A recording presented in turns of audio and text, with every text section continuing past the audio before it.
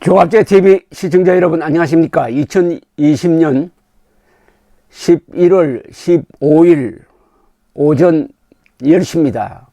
이제 2022년 3월 대통령 선거까지 1년 4개월이 남았습니다. 1년 4개월 16개월이 남았습니다. 이런 가운데 지금 미래의 정치판을 뒤흔들 변수가 하나 확실하게 생겼습니다. 그것을 윤석열 신드롬이라고 지금 언론이 부르고 있습니다.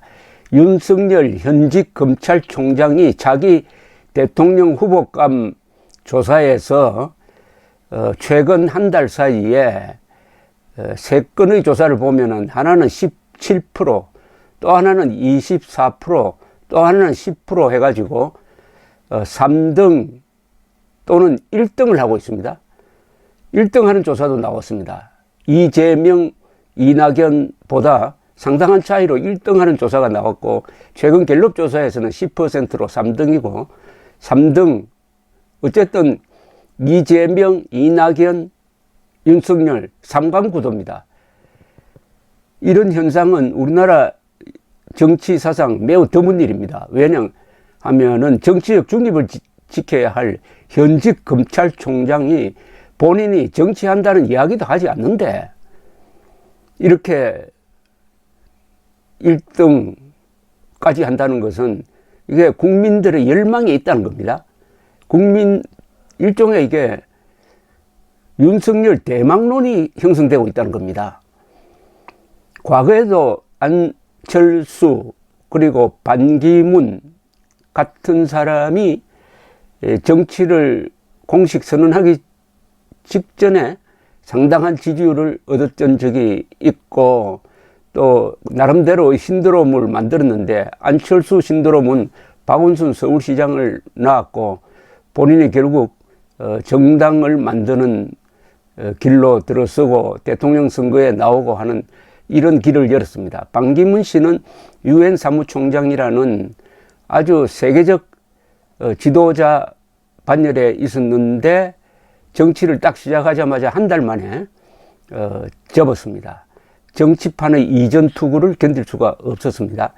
윤석열 신드롬을 설명할 때 키워드가 이분의 이미지인데 결국 검사라는 것하고, 그 다음에 충청도 출신이라는 것, 그 다음에 스토리가 있다는 것, 요 세 가지가 키워드가 아닌가 싶습니다.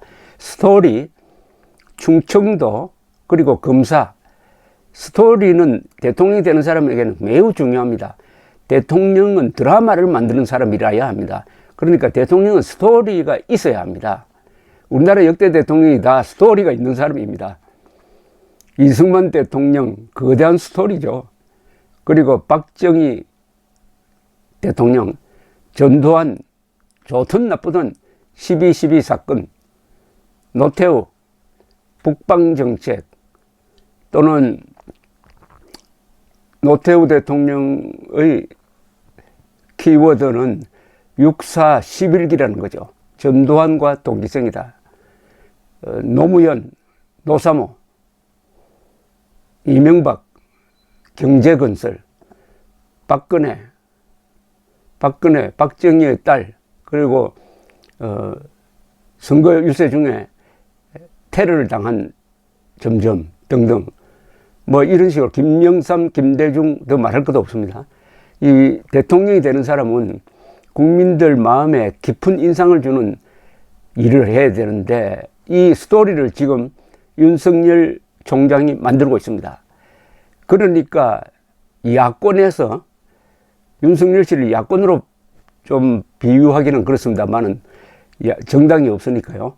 야권에서 스토리가 있는 유일한 사람이 되고 말았습니다. 최근 갤럽 조사에서는 야권에서는 윤석열 10%, 그 나머지는 안철수, 홍준표 두 사람이 1% 이상이고, 국민의힘은 단 한 사람도 대통령 후보감을 만들어내지 못하고 있습니다. 국민의힘 전멸 상태. 이 스토리의 핵심은 뭐냐? 윤석열 스토리의 핵심은 특수부 검사입니다. 특수부 검사로서 권력형 비리를 수사하는 사람이다. 강단 있는 검사다.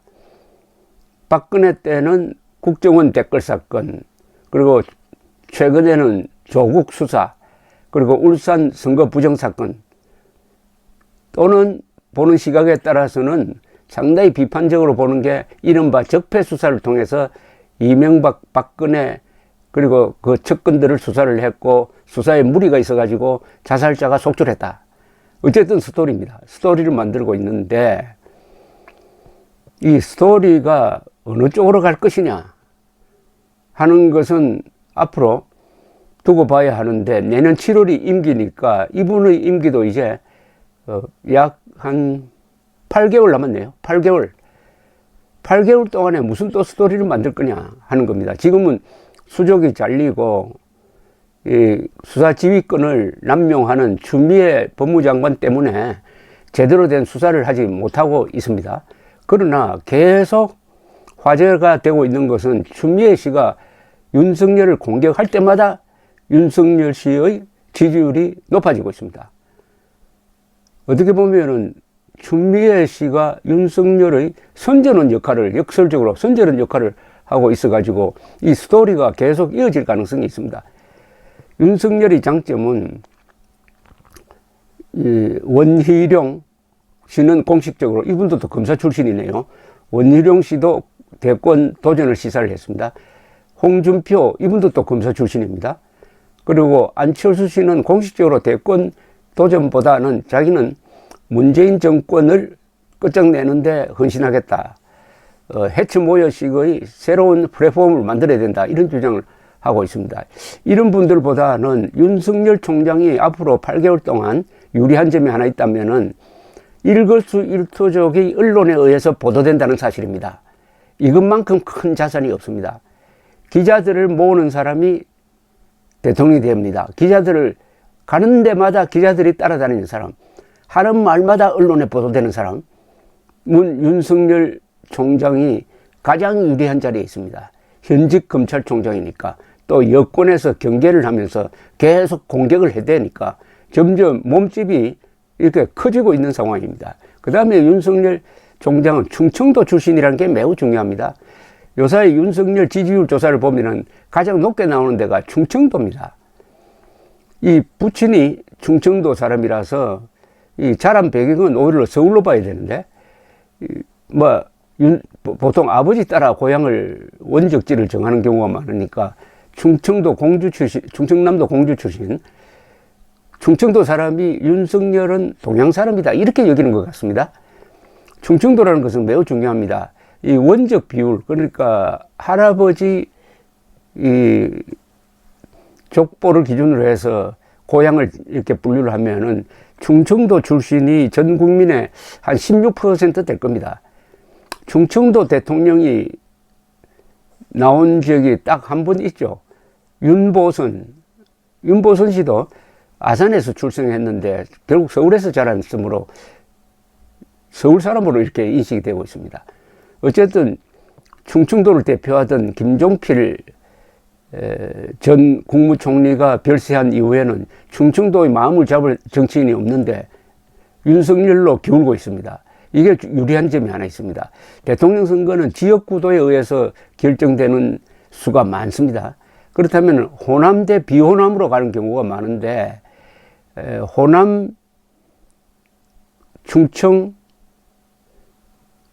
경상도 이렇게 나누면은 경상도 출신이 32%, 충청도 출신이, 충청도를 고향으로 보는 사람이 한 16%, 더하면 충청, 경상도 연합하면은 48%가 됩니다. 여기에 수도권이 더해지면은 더 많아지죠. 그래서 지역구도로 가르기에는 충청도 후보가 가장 유리하다. 그 다음에 세 번째 키워드, 스토리. 그 다음에 충청도. 세 번째 키워드는 검사라는 겁니다. 검사 출신이 대통령이 된 적은 없습니다. 그러나 우리나라 과거에 이 대통령 된 사람들의 경력을 보면은 그 시대에 그래도 가장 중요한 역할을 한 사람이 그에 대한 보상으로서 대통령이 되는 경우가 있어요. 이승만 대통령은 독립투사, 그리고 박정희 대통령은 6.25 때 피를 흘렸던 군인 출신.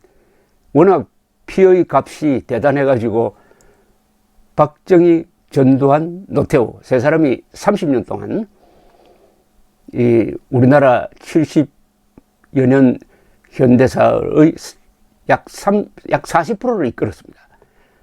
대단하죠. 40%는 안 되네요. 그러니까 30%는. 어쨌든 30년 동안 군인 출신 대통령이 나왔다는 것은 나름대로의 역사적 보상입니다. 그 다음에 민주화 출신 대통령으로 볼 수 있는 사람, 민주화운동 출신이 김영삼, 김대중, 노무현. 경제전선에서 땀 흘렸던 이명박. 이렇게 본다면은 한국 현대사에서 검사들이 그러면은 대통령을 배출할 만큼 고생을 많이 했느냐 하면은 거기에 대한 여러 설이 있겠습니다. 그러나 문재인 정권 들어서서 검사들이 그래도 법치를 지키려고 하는 노력을 하고 있구나 하는 것을 보여준 게 윤석열 씨입니다. 좀 상당한 여기 역설이 있습니다만은. 그리고 검사 출신 대통령이 되어가지고 우리나라의 이 무너지는 법치를 바로 세우자. 특히 자유민주적 기본 질서에 도전하는 이 반역 세력을 일소해야 한다. 권력과 반역 세력이 합작해가지고 대한민국의 정체성을 무너뜨리고 하는 데 대해서 검사 출신 대통령 대망론이 있을 수가 있습니다. 윤석열 총장은 연설을 할 때 보면은 헌정 질서, 헌법 가치를 지키겠다는 이야기를 하는데 상당히 논리가 있습니다. 대한민국은 지금 무너지는 헌정 질서와 헌법적 가치를 지켜야 할, 여기에는 검사 출신, 자유민주주의 수호의 검사 출신의 등장이 역사적 맥락에 맞다는 이야기가 나올 수도 있다고 생각합니다. 그래서 윤석열 신드롬은 앞으로 계속될 것이다. 물론 이 사람의 약점이 정치 경험이 없고 정당적 뒷받침이 나오지 않는다는 것인데, 문제는 국민의힘이 제1야당이면서도 대통령 후보감 한 사람도 내지 못하고 있으니까 결국 이 거대 정당이 결국은 윤석열 쪽으로 기울지 않을까 하는 생각까지 하게 됩니다.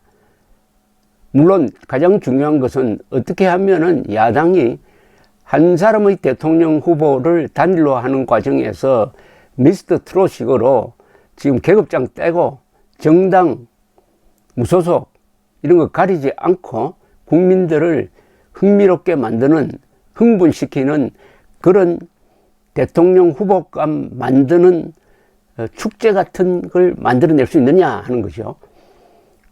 그걸 위해서는 김종인 체제가 바뀌어야 합니다. 김종인 체제가 국민의힘을 무력화시키고 조롱거리로 만드는데 아주 1등 공신이었습니다.